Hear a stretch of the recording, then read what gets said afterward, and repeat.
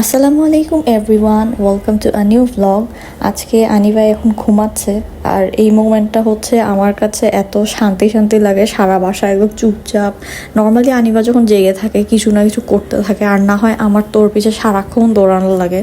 আর এখন দেখেন কি চুপচাপ শান্ত হয়ে ঘুমাচ্ছে, মাশাল্লাহ। এই সময় দেখা যায় আমি আমার টুকটাক সব কাজগুলো করি। আজকে সকালে আমি যখন উঠেছি আনিবা ঘুম ছিল, তো আমি ভাবলাম আমি নাস্তাটা রেডি করে ফেলি, যেহেতু আব্বু আম্মু গ্রামের বাড়ি গিয়েছে, আমি আর আমার হাজব্যান্ড নাস্তা খাবো। তো আমি হচ্ছে পরোটা, ডিম পোচ এগুলো করছিলাম। এগুলো করতে করতে আসলে আনিবা ঘুম থেকে উঠে যায়। ও আমি পাশে না থাকলে কীভাবে জানি টের পেয়ে যায়। তো পরে হচ্ছে আমার হাজব্যান্ড আনিবাকে এভাবে রেখেছিল, আমি হচ্ছে নাস্তা রেডি করলাম। পাপার সাথে আনিবা হচ্ছে খুব সুন্দর করে এরকম কোলে দুলে দুলে মাঝে মাঝে গান শুনে।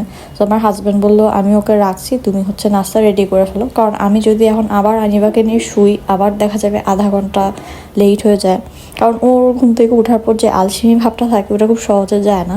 আমি নাস্তা করছিলাম, এই সময় আনিবাকে তার পাপা হচ্ছে একটা কটন বাড দিয়ে একটু কানে হচ্ছে আরাম করে চুলকিয়ে দিচ্ছিল। তার এই কাজটা খুব পছন্দ, তার মাঝে মাঝে শখ হয় তখন পাপাকে এভাবে দেয়। আমাদের বাইরে একটু কাজ ছিল, সো আমি আনিবাকে রেডি করি আমার হাজব্যান্ডের কাছে দিয়েছি। এরপর আমি হচ্ছে রেডি হব। আনিবা আর ওর পাপা মিলে এইভাবে হচ্ছে ফোন দেখে। আমি ওকে জুতা পরাতে চাইছি, সে বলে না, সে নিজে রেডি হবে। এরপর আমরা হচ্ছে বের হয়েছিলাম, আমাদের কাজটা শেষ করলাম। দেন আমাদের এখানে একটা নতুন বেকারি খুলেছে, ওখান থেকে আমরা টুকটাক জিনিসপত্র কেনার জন্য আসছি। ওদের ব্রেডটা খুবই মজা। আনিবাকে দেখেন, ও যখন গাড়িতে ওর পছন্দের কোনো গান হয় তখন এভাবে নাচানাচি করে, বাট আমি যখনই ভিডিও করতে যাই সে হচ্ছে চুপ হয়ে যায়। জামালখানে নতুন একটা শর্মা শপ হয়েছে, এখানে শর্মা, বার্গার, স্যান্ডউইচ এই টাইপের জিনিসপত্র পাওয়া যায়। খুব ফ্যান্সি ফ্যান্সি নাম দিয়ে ওরা কিছু শর্মা রেখেছে। সো আমরা ভাবলাম এগুলো আমরা খেয়ে দেখি। সো আমি আর আমার হাজব্যান্ড মিলে 2টা শর্মা অর্ডার করলাম। এখানে যেহেতু বসার অ্যারেঞ্জমেন্ট নাই, সো আমরা হচ্ছে শর্মা নিয়ে বাসায় চলে যাব এটাই ভেবেছি, কারণ আনিবাকে নিয়ে হচ্ছে বাইরে এভাবে তো আর খাওয়া পসিবল না। সো আমরা হচ্ছে বাসার জন্য অর্ডার করে এখানে দাঁড়িয়েছিলাম, আমি কিছুক্ষণ ভিডিও করছিলাম। ওদের অনেক রকম আইটেম আছে। বাসায় নিয়ে খেয়ে হচ্ছে আমরা খুবই ডিসঅ্যাপয়েন্টেড, কারণ হচ্ছে একদম বেসিক একটা শর্মা। এর চেয়ে মনে হয় সাদিয়াস কিচেনের শর্মাও অনেক বেশি মজা, আমার যেটা মনে হয়েছে। একদিন সন্ধ্যায় বের হয়েছিলাম একটু হাঁটাহাঁটি করার জন্য, সো ফুটপাতে কিছু ভ্যানে এরকম অনেক টাইপের ক্লিপ, রাবার ব্যান্ড বিক্রি হচ্ছে দেখে কিনলাম কিছু টুকটাক জিনিস। আর একটা হচ্ছে কাঠের জিনিসপত্রের ভ্যানও ছিল, অনেক সুন্দর সুন্দর জিনিস ছিল। আনিবাও মহা খুশি, কারণ হচ্ছে ওর জন্য কিছু ক্লিপ, রাবার ব্যান্ড কিনেছি। আমি আনিবাকে বাসায় যেসব ক্লিপ, রাবার ব্যান্ড ইউজ করে ওগুলো বেশিরভাগ সময় এই জায়গাগুলো থেকেই কিনি, কারণ অনেকে মনে করে ভ্যানের জিনিস ইউজ করা যাবে না, ভালো না, এই সেই। বাট এখানে রিজনেবল প্রাইসের মধ্যে অনেক টাইপের ডিজাইন পাওয়া যায়। আর যেহেতু বাচ্চাদের জিনিস সব বেশিরভাগ সময় হারিয়েই যায়, আমার মেয়ে যেটা করে আর কি, একটা ক্লিপ দেখা যায় এক সেট ক্লিপ কিনলে 2 মাসের বেশি টিকে না, কোথায় ফেলে দেয়, কোথায় হারিয়ে ফেলে, কোনো কিছু ঠিক ঠিকানা নাই। পাস্তা রান্না করবো ভেবেছি, সো আগে থেকে বয়েল করে রাখছিলাম। আনিবা হচ্ছে পাস্তাগুলো দিচ্ছিল একটু একটু করে, কারণ আসলে বাচ্চাদেরকে চুলা থেকে দূরে রাখাই হচ্ছে বেস্ট। বাট আমার মেয়ে তো আর শুনবে না, আমাকে কাজ করতে দেখলে সেও চলে আসে। অল্প কিছু সসেজ ছিল, চিকেন দিয়ে আমি হচ্ছে আজকে পাস্তাটা মেনলি বানাচ্ছি।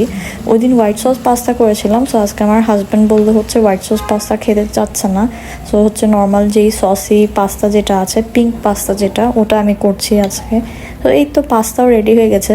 আর এই পাস্তা আমি বানাচ্ছি হচ্ছে রাতে 12:30টার দিকে। আগেই বয়েল করে রেখেছিলাম পাস্তাটা, বাট বানাচ্ছি 12:30টার দিকে আনিবা ঘুমানোর পর।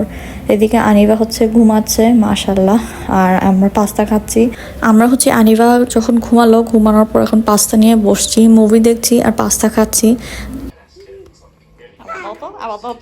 আর একটা লিপস্টিক বাইরে ছিল, আনিবা হচ্ছে ঘুম থেকে উঠেই সে আমার লিপস্টিক নিয়ে মুখে ডলা ঘষা শুরু করেছে।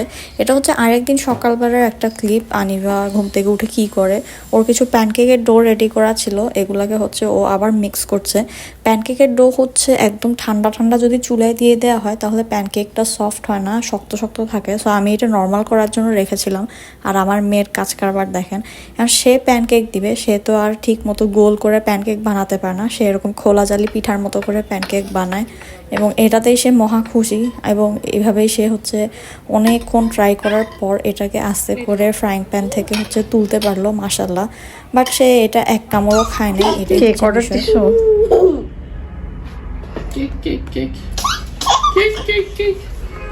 কই কেক তোমার, এই তো প্যানকেক না খেয়ে এখন রুমে এসে বাপকে দিয়ে হচ্ছে ফুড পান্ডাতে সে পেস্ট্রি কেক অর্ডার দিয়েছে। আমার সাথে বসে বসে বক্সের ঢাকনা লাগাচ্ছিল। এখানে ঝুড়িতে একটা হচ্ছে পেস্ট্রি কেকের চামচ ছিল, ধুয়ে রাখা হয়েছিল। ওইটা দেখেই তার মাথায় ঢুকেছে তার পেস্ট্রি খেতে হবে। গিয়ে পাপাকে সাথে সাথে বললো। আর বাপও হচ্ছে মেয়ের জন্য মাসাল্লাহ পেস্ট্রি অর্ডার দিয়েছে।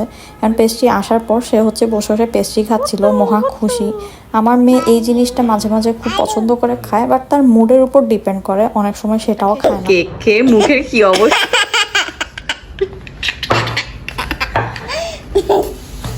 হাপুস করে ফেলো, ক্যামেরার সামনে হাপুস করে ফেলো।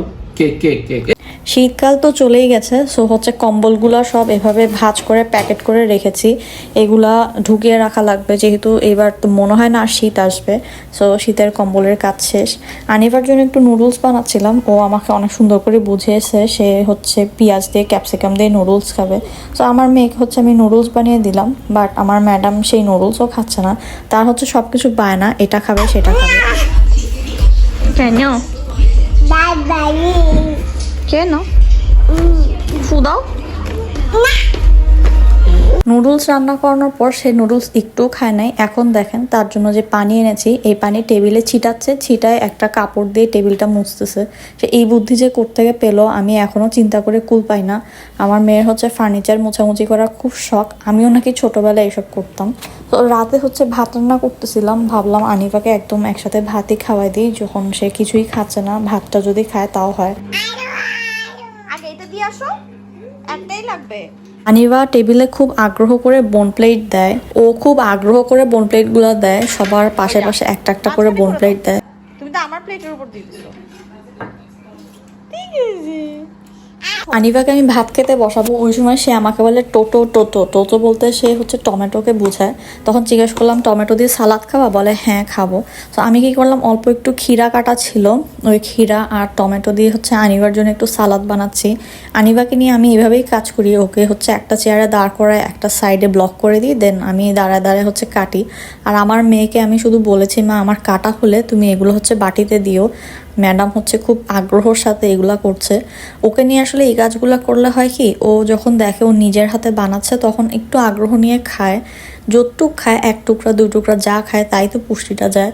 এরপর বললাম মা লবণ দাও, ম্যাডাম হচ্ছে লবণ দিচ্ছে। এরপর ছোট ছোট হাত দিয়ে হচ্ছে ক্ষীরা টমেটো পেঁয়াজ এগুলো হচ্ছে সুন্দর করে মাখছিল।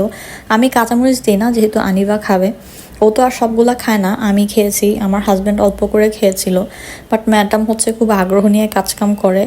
আর তার তো হচ্ছে খাবে খাবে না সেটা ম্যাটার না, সব কিছু হচ্ছে প্লেটে সুন্দর করে নিতে হবে, নিজে নিজে বাড়বে চামচ দিয়ে, আমরা দিলেও হবে না। এসব করে হচ্ছে আমার মেয়ে। সো এই তো ব্লগটা আমি এখানেই শেষ করে দিচ্ছি। এতক্ষণ পাশে থাকার জন্য থ্যাংক ইউ সো মাচ। আমাকে কমেন্টে জানাবেন আমার ভিডিও আপনাদের কেমন লাগছে, আর আমার চ্যানেলটা সাবস্ক্রাইব করে ফেলবেন, কারণ আরও নতুন নতুন ব্লগ আসছে।